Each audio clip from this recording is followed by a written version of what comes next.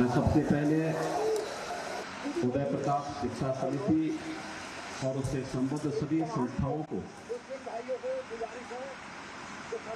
उदय प्रताप शिक्षा समिति के 115 वर्ष पूर्ण होने के उपलक्ष्य में हृदय से बधाई देता हूं और आदरणीय उदय प्रताप सिंह जी को उनकी स्मृतियों के लिए नमन करते हुए विनम्र श्रद्धांजलि अर्पित करता हूं।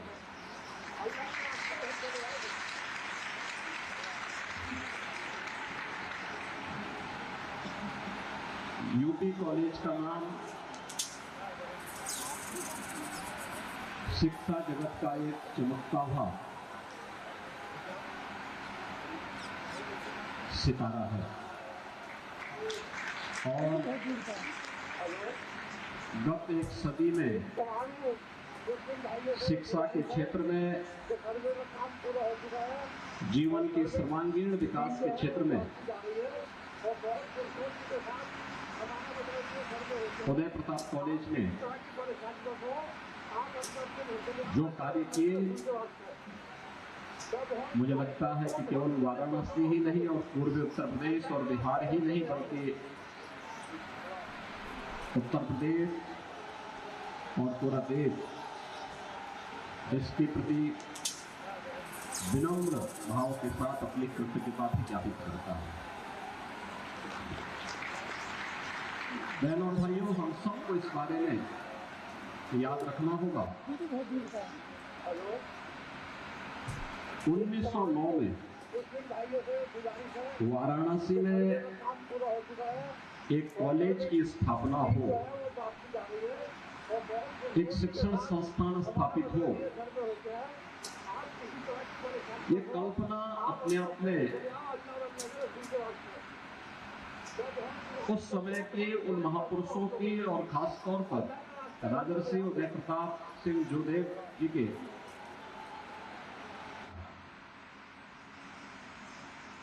जिनके मन में एक भाव रहा होगा कि हमें राष्ट्रीयता से ओतप्रोत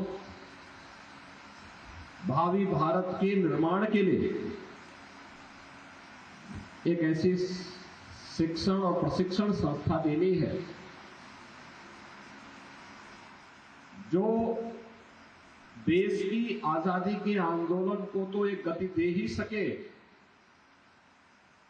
आवश्यकता पड़ने पर हर एक क्षेत्र में इस देश को योग्य नागरिक भी दे सके। और यही कारण है कि 1909 में जो नींव यहां रखी थी बाबा विश्वनाथ के इस पावन स्थली पर पिछले 115 वर्षों से जीवन के हर एक क्षेत्र में आप देखेंगे तो उदय प्रताप कॉलेज से जुड़े हुए जो प्रशिक्षित और शिक्षित, जो स्नातक हैं, प्रास्नातक हैं, अच्छे स्पोर्ट्स पर्सन्स हैं,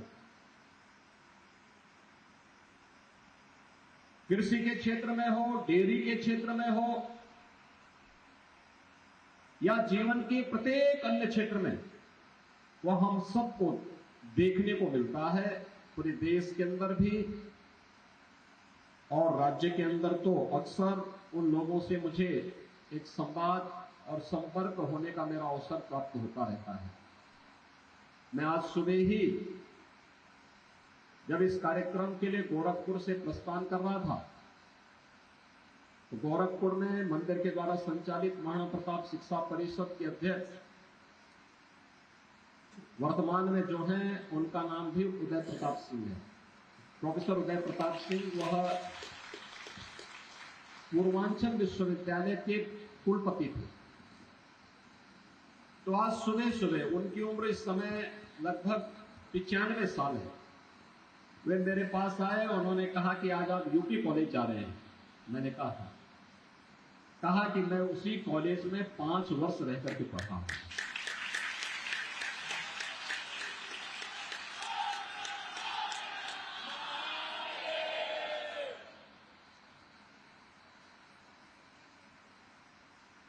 यानी हर व्यक्ति के मन में, प्रोफेसर उदय प्रताप सिंह जी गोरखपुर में रहते हैं और गणित के बहुत विद्वान अवज्ञ, गोरखपुर विश्वविद्यालय में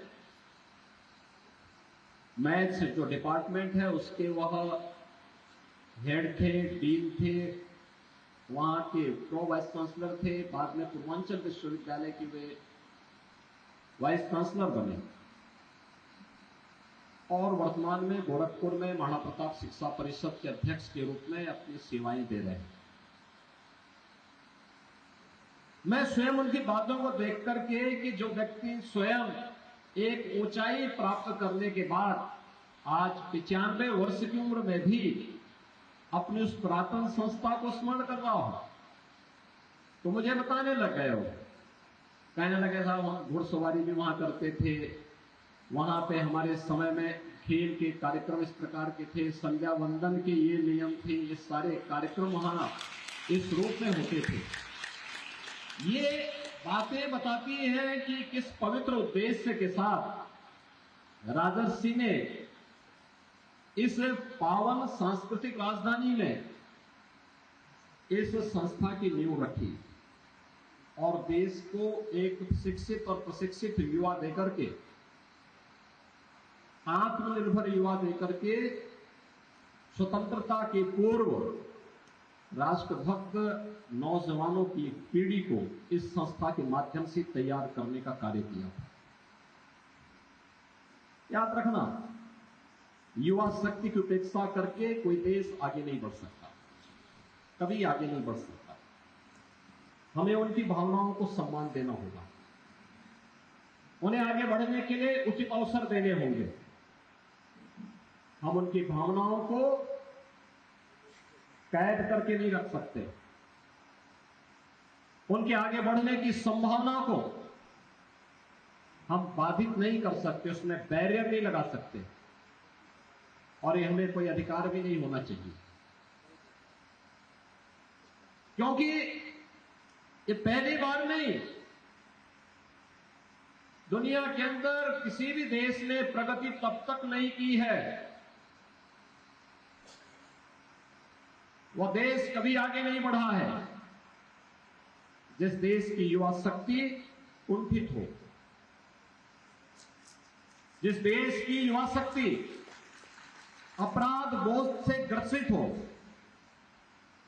वह देश कभी आगे नहीं बढ़ सकता जहां की युवा शक्ति दिग्भ्रमित हो।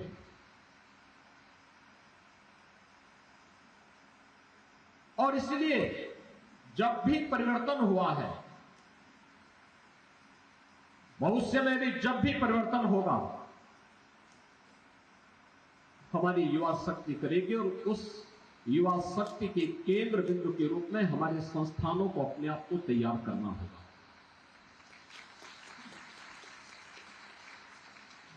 याद करिए, जब भगवान राम ने निस्सरहीन करो वही का संकल्प किया था, क्या उम्र थी उनकी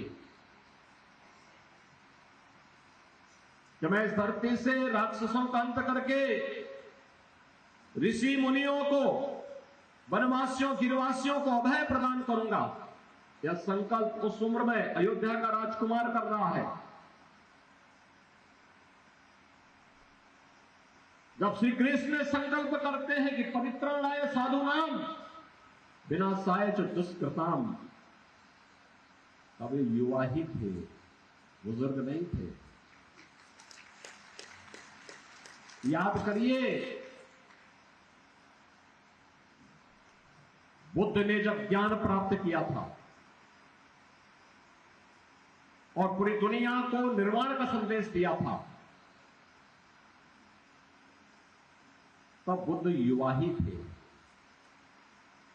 आदि शंकराचार्य ने तो मात्र 32 वर्ष की उम्र पाई थी। देश के चारों कोनों में 4 पीठों की स्थापना कर डाली,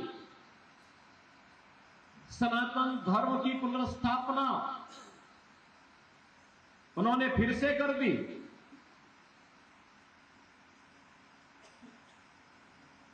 महाराणा प्रताप ने जब पहला युद्ध अकबर के खिलाफ लड़ा था,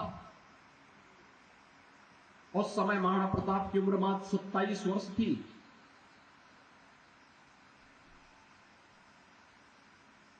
छत्रपति शिवाजी महाराज,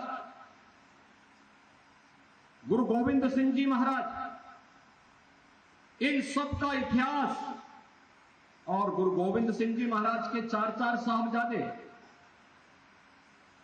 अजीत सिंह, फतेह सिंह,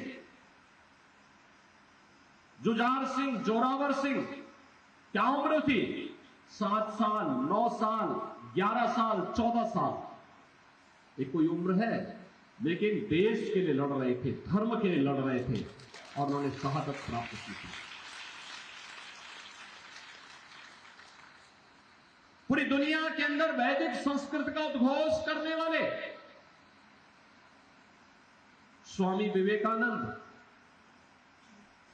मात्र 39 वर्ष जीवित रहे थे, और जब उन्होंने पूरी दुनिया को संदेश दिया था, जब लोग उनके बाने पर हंस रहे थे, तब उन्होंने कहा था कि गर्व से कहो हम हिंदू हैं।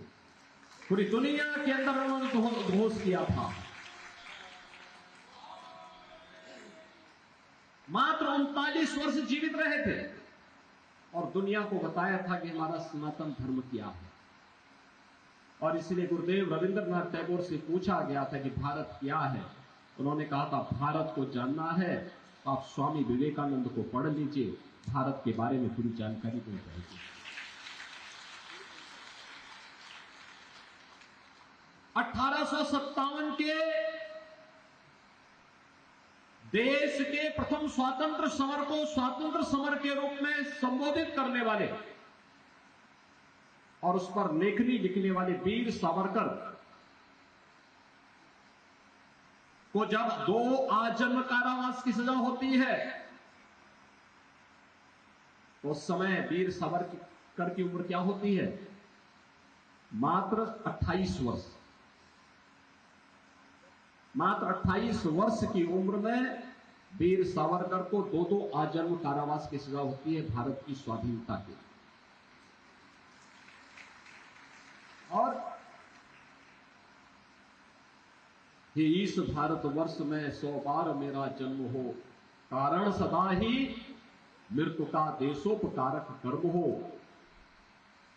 इसके साथ इस उद्घोष को करते करते फांसी के फंदे पर झूलने वाले पंडित राम प्रसाद बिस्मिल, ठाकुर रोशन सिंह, असफाउल्लाह खान, चंद्रशेखर आजाद, राजेंद्र प्रसाद लाहिड़ी, ये सब युवा थे, सभी युवा थे।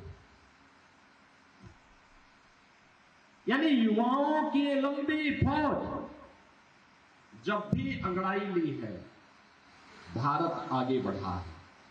भारत ने एक नए प्रतिमान स्थापित किए हैं, और उस नए प्रतिमान को स्थापित करने के लिए ही यह वर्ष उदय प्रताप कॉलेज के दृष्टि अत्यंत महत्वपूर्ण है। याद करना, आप यहां पे अपनी स्थापना दिवस मना रहे हैं। यह वर्ष राजर्षि की 175वीं वर्षगांठ का वर्ष भी है, और 175 वर्ष एक उस महापुरुष का जिन्होंने यूपी कॉलेज जैसा संस्थान दिया हो वाराणसी में। वाराणसी विद्या का केंद्र प्राचीन काल से था, आधुनिक शिक्षा का भी केंद्र बिंदु बने। यह अपने आप में एक नई दिशा थी 1909 में, और एक विस्तृत क्षेत्र में। आज के दिन पर हम पब्लिक स्कूल बनाते हैं, सीबीएसई का जो कठिन उनके नियम है कि कम से कम उसमें 2 एकड़ लैंड होनी चाहिए, और मुझे लगता है इनके पास यहां पे सैकड़ों एकड़ भूभाग है, जहां पर बालिकाओं के भी संस्थान चल रहे हैं, पब्लिक स्कूल भी चल रहा है, इंटर कॉलेज भी चल रहा है, और महाविद्यालय भी चल रहा है।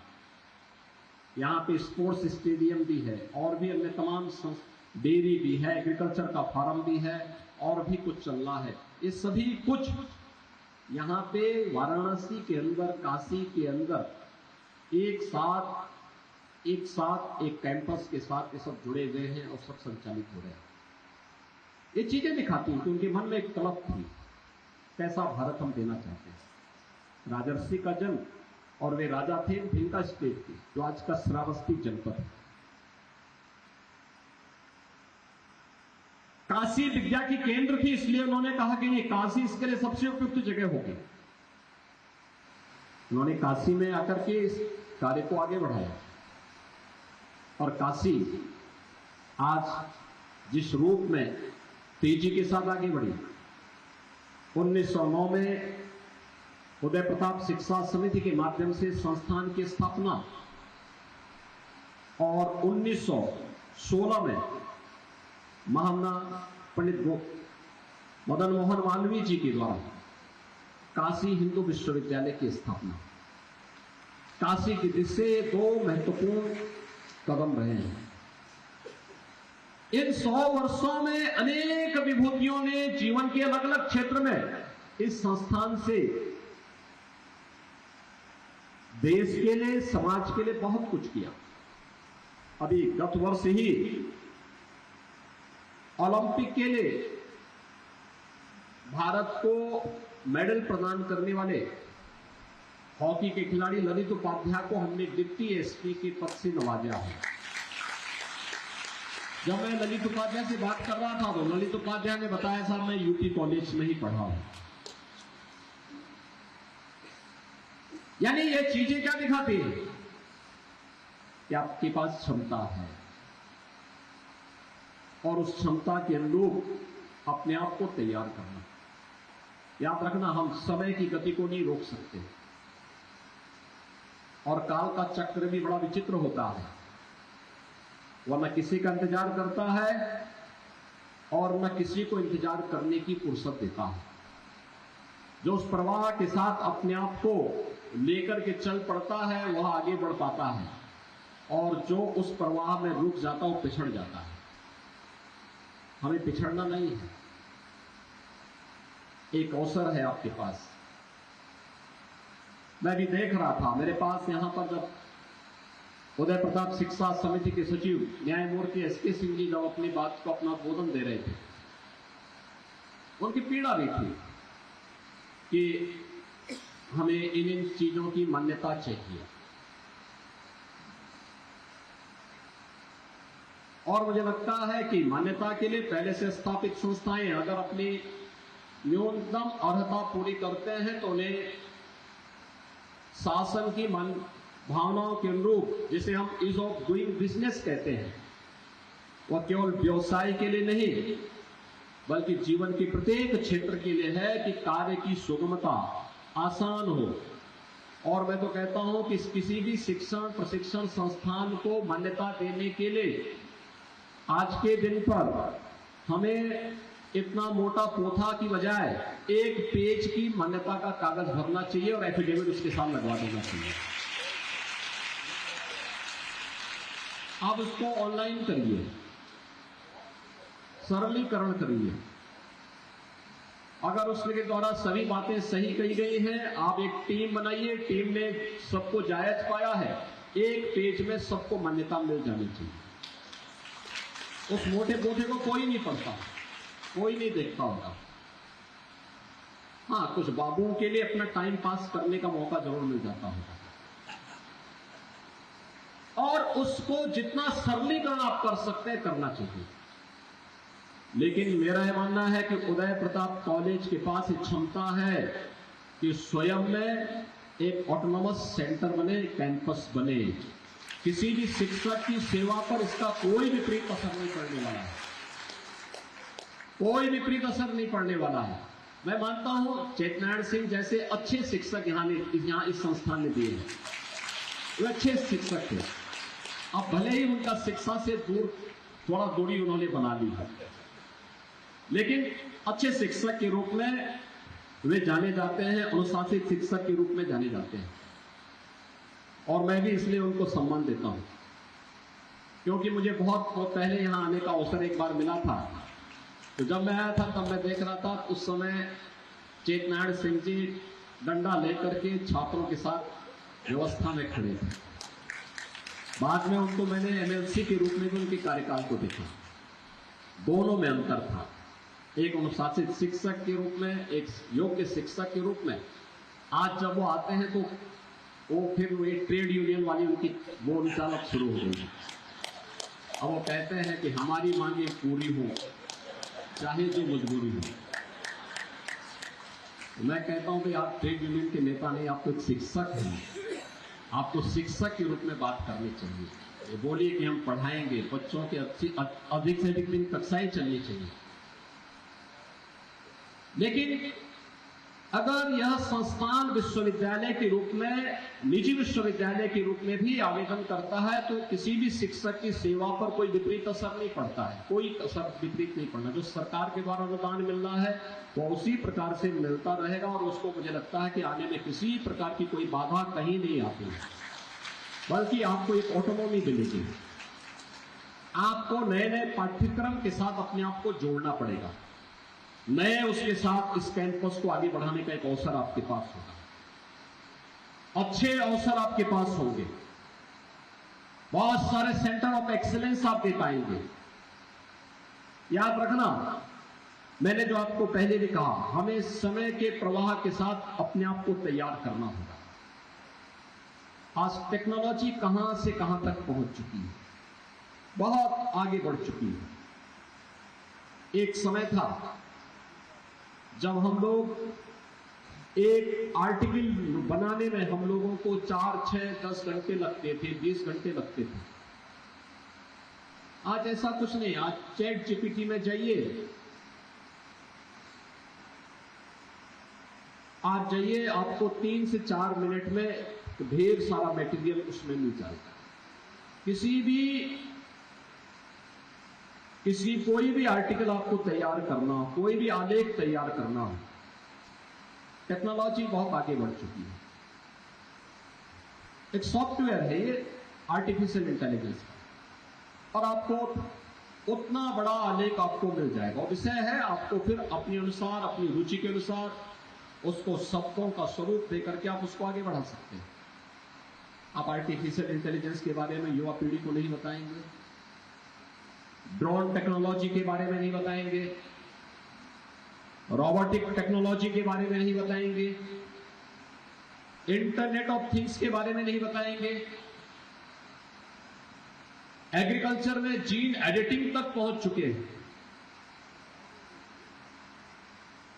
किस से भागेंगे? न्यूज नेशन अब व्हाट्सएप पर खबरों के ताजा अपडेट के लिए न्यूज नेशन के इस क्यूआर कोड को स्कैन करें